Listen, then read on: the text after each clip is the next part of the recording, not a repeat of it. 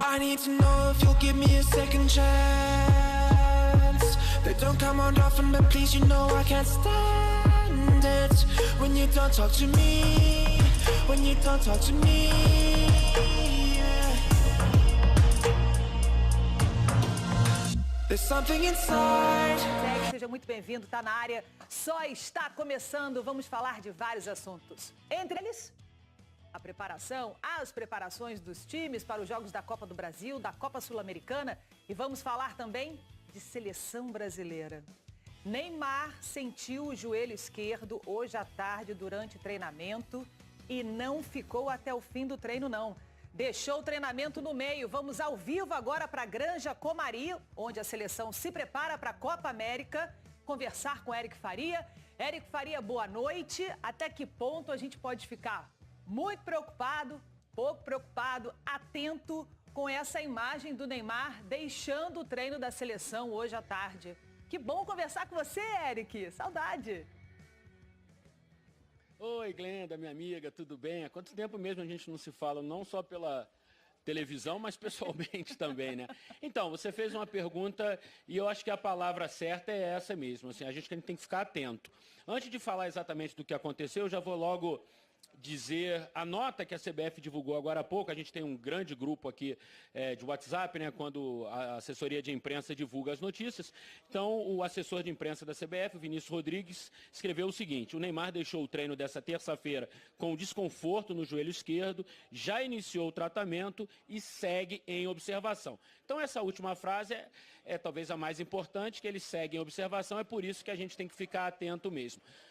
Tudo aconteceu já na parte final do trabalho dessa terça-feira, né? O Neymar estava treinando super desenvolto, animado. Ele, inclusive, tomou um drible lindo do menino Everton, sub-20 do Cruzeiro. Deu uma caneta no Neymar, o Neymar apelou, puxou a camisa do menino e tal. E estava um treino animado mesmo, com a presença já de 16 jogadores hoje. E já no fim, o Neymar, numa jogada dentro da área, foi tentar um chute. O Thiago Silva foi fazer o corte, acho que meio que resvalou a ponta da chuteira na altura do joelho esquerdo do Neymar. E aí causou esse problema. O Neymar saiu bastante chateado assim, do trabalho, deu um chute numa bola, numa placa de publicidade, depois pôs a camisa no rosto, entrou para a parte interna da Granja Comari, onde tem uma sala de musculação e tal, departamento médico. E jamais assim, à noitinha, a gente estava com a câmera aqui, o repórter cinematográfico Álvaro Santana, sempre atento, fez uma imagem do Daniel Alves pedalando na bicicleta lá dentro e o Neymar apareceu, falou qualquer coisa. Não estava com uma expressão nem preocupada, mas também não estava muito feliz e saiu mancando, bem mancando mesmo assim. Então, eu acho que é isso, a gente tem que ficar atento mesmo para o que aconteceu com o Neymar. Certamente a gente amanhã vai ter umas notícias mais apuradas, mais detalhadas e tal. 24 horas depois da lesão, o departamento médico já tem um quadro mais claro do que pode ter acontecido com o Neymar, viu, Glenda? Tá bom, Eric, a gente fica torcendo aqui para que não seja nada grave, né? Para que ele continue e permaneça na seleção e que possa, inclusive, jogar nesse primeiro amistoso do Brasil contra o Catar no dia 5 de junho. Agora, Eric, bom, hoje nós tivemos um treino mais robusto da seleção brasileira, né? Mais jogadores, também os outros jogadores da base. Imagina a felicidade desses meninos de estarem treinando ao lado dessas feras da seleção brasileira, né não? É isso, assim, a gente vê todos os dias eles postando nas suas redes sociais foto com os principais jogadores, sorrindo e tal. Para eles, certamente será uma experiência incrível.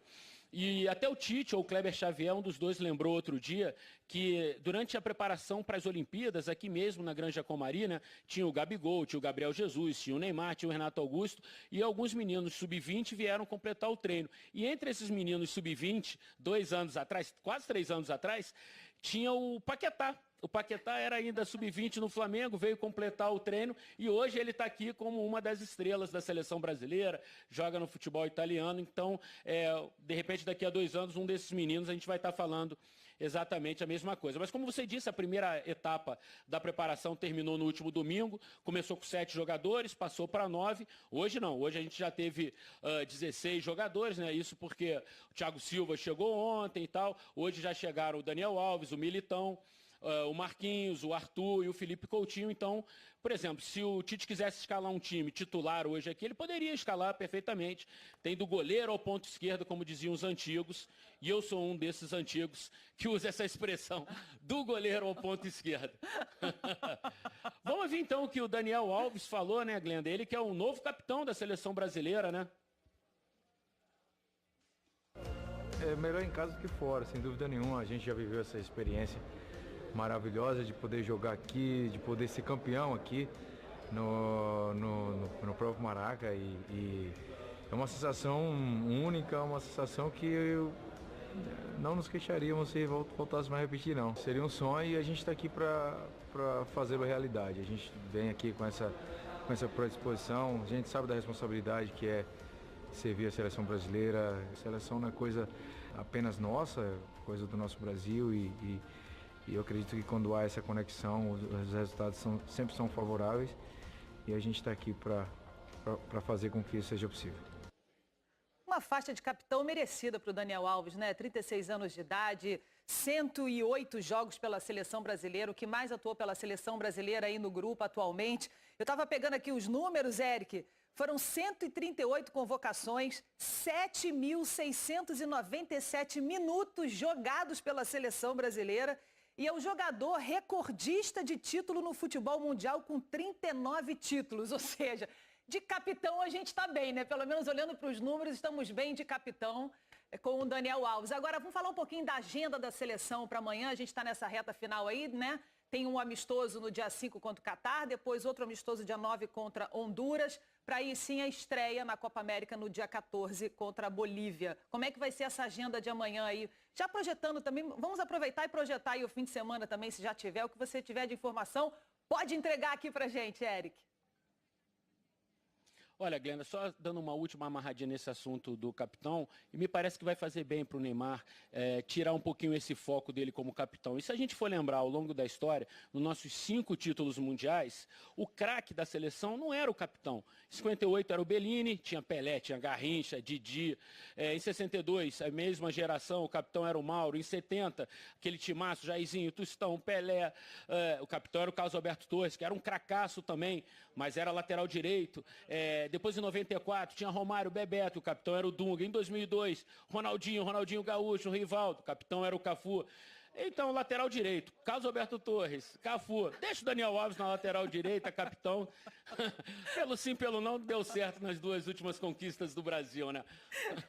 Bom, falando de agenda, amanhã chegam mais 2 jogadores para deixar o Tite mais feliz ainda. O zagueiro Miranda e o meia Lucas Paquetá, e aí o Tite chega a 18 jogadores dos 23 convocados. Ficamos apenas pelos 3 jogadores que atuam aqui no futebol brasileiro, o Everton, o Cássio e o Fagner, e os 2 jogadores do Liverpool, o Alisson e o Roberto Firmino, que no sábado decidem a Liga dos Campeões, né? Então, teremos treinamentos sempre na parte da tarde, durante essa semana até domingo, viu, Glenda? E aí, na outra semana, como você falou, já o amistoso contra o Catar, com o grupo já completo. De repente, alguns jogadores não vão entrar em campo, mas o grupo já completo, os 23 convocados. Tá bom, Eric Faria falando ao vivo da Granja Comari, na região serrana do Rio de Janeiro, onde a seleção brasileira se prepara para a Copa América. Eric, muito obrigada, é sempre muito bom conversar com você. Adoro. Beijo, bom trabalho.